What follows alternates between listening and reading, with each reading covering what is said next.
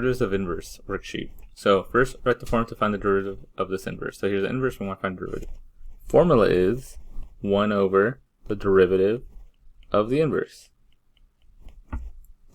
That's the formula. Forgot a parenthesis. Okay, so next one. Let f of 2 equals 3, f of 3 equals negative 2, f of negative 2 equals negative 3. Following or not? Remember, I'm not asking to differentiate here. I just want you to find what the inverse is. There's no prime, right? Prime, inverse. That formula's a little wrong. It should be inverse. So these are just inverses. So basically, what I'm saying is y is negative 2. What is the x? So if y is negative 2, the x is 3. Right? So we're doing the inverse. This one, the y is 2. Nowhere is the y 2. So you can't do this one. Not possible.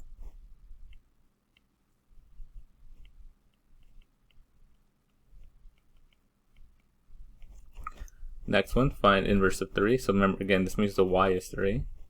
So it should be 2. Right? If the y is 3, what's the x? Essentially what's going on there. Use trial and error to find each. Now, sometimes when an AP does that, when they don't actually give you the inverse, you got to find it yourself. So we're going to do this. Right, so this is the y. We're going to plug it in here. So 2 equals negative x cubed plus 2.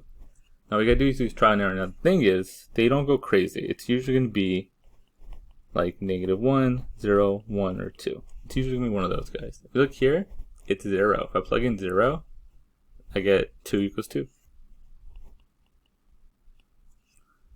Next one. And honestly, most of the time it's one of these two guys. It's either 0, 1, so it happens like 90% of the time. Anyway, same idea. Again, this is the inverse. So you plug in for the y. So 3 equals negative x cubed plus 2. Now this one probably won't be 1. If I try 1, I get 1 cubed, so negative 1 plus 2, which is actually 1. If I try 2, it's not going to work either. Negative 1's the answer here. If I plug in negative 1, I get negative 1 cubed, so negative 1. Negative times negative is a positive, so 1 plus 2. So by doing trial and error, it's x equals negative 1. Inverse of 1, I think we actually already did this one. Well, on accident, we found the answer to this guy. And that was 1. When I plugged in 1 here, I got negative 1 plus 2, which is 1, so it works. Right, so there's generally two ways this problem kind of works. It's either they give you like something like this, you have to read it and comprehend, or to give you a function, you got to find it yourself. When you have to find it yourself, it's usually one of these four guys, like 95% of the time, if not always. It's one of those guys. And 90% of the time, it's a 0 or 1. That's what it's mostly going to be. This one, let the function equal negative x cubed plus 2. Find out, this is the derivative. Remember, inverse has a negative 1 to it. The derivative has a little sign. So this one, take the derivative. So we know how to do that. Bring it down, subtract 1 off. So negative 3x squared, the 2 goes away. So there's my derivative. Next, find the inverse of the derivative of the inverse. So now we have to use our like formula. So this is, they want us to do this guy. F prime of f inverse of x. Every time I do this, my thing is not centered and I get annoyed. So like that. So that's what they want us to find. They want us to find the inverse derivative at 1. So I want you to find this. So let's plug in our 1.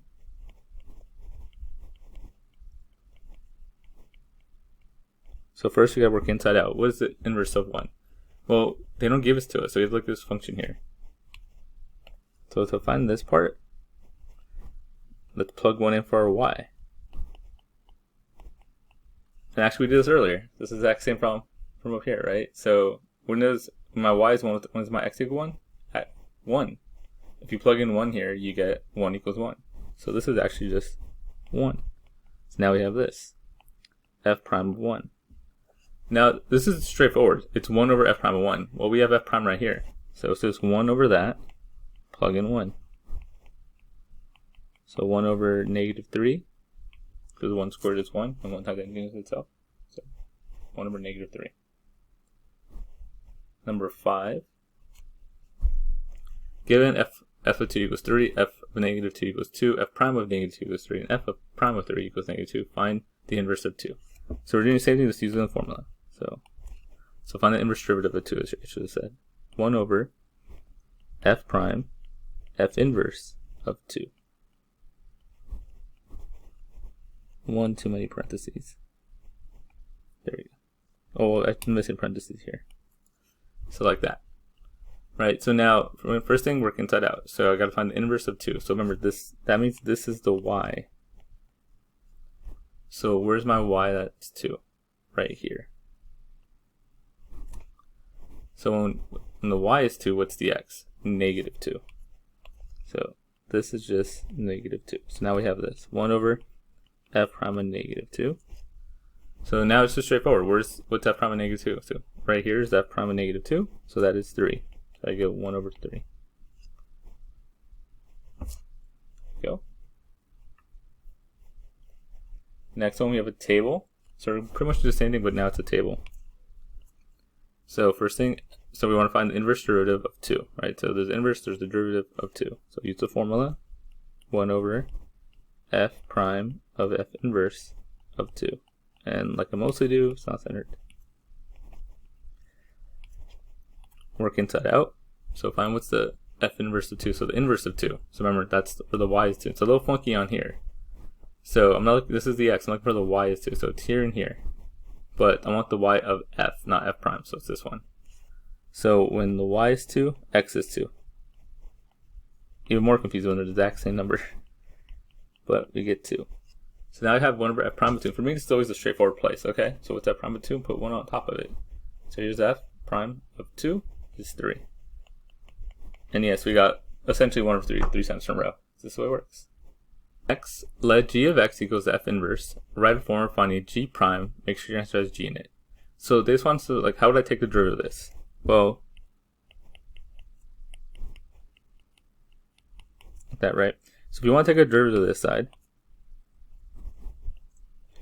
that means you gotta take a derivative of this side. If you're taking a derivative of this side, you're taking a derivative of this side. But how do you take a derivative of an inverse? Well, that's the formula. That is 1 over f inverse. Sorry, I wrote that wrong. It's 1 over f prime of f inverse of x. Like that. So that's what g prime of x equals. Now, I want this, but again, they want to write it, make sure your answer has a g in it. So this has no g in it. So what does that mean? Well, look here, classic AP trick. So if you look right here, you have inverse, f inverse of x, but you want it to be in terms of g. Go back to the original problem. What does g equal? F inverse of x. So I can rewrite this as 1 over f prime of g of x. Like that. That's all I wanted. That's all that is. It's just like, hey, sometimes they write it like this, and it means this. That's all that is. Okay, next one. Let g of x equals f inverse. So we're already seeing, like, when AP likes to use those tricks. Like, hey, we're going to let g be this inverse. And then give us all this value. F of 2 equals -1, f prime of 2 equals 5. Find g prime of -1. You're like, well, then give me a g stuff. Well, right here's the key. G equals f inverse. So right here, that just equals, remember, g is f inverse. This is, so g prime of -1 is really just f inverse of -1 prime. Like that. That's all it is, right? So g is f inverse, and then g prime would be this guy prime. So it's like that, kind of. So that's what I've been doing all day today. So that's 1 over the derivative of the inverse at -1. Like that. That's all it is. It's that formula. It's a fancy way of making you do that formula.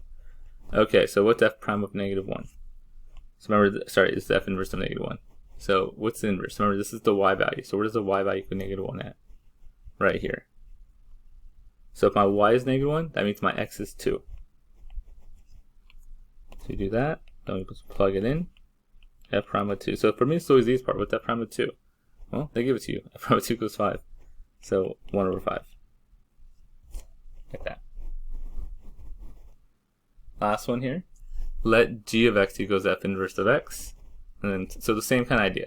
So I have g prime of 1. So again, that's really just saying f inverse. That's what g is. G is f inverse of 1, but I want the derivative of that. So something like that. That looks a little funky. I think I always prefer this.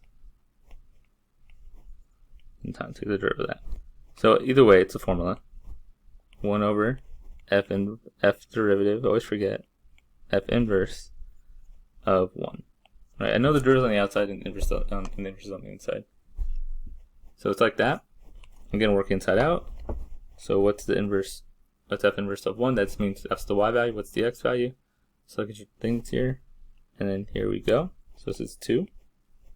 Again. Now I have 1 over f prime with 2. Again, to me that's the easiest part. So just what's the derivative 2? So the derivative 2 is right here. It is 3. So 1 over 3 is my answer. That's a worksheet.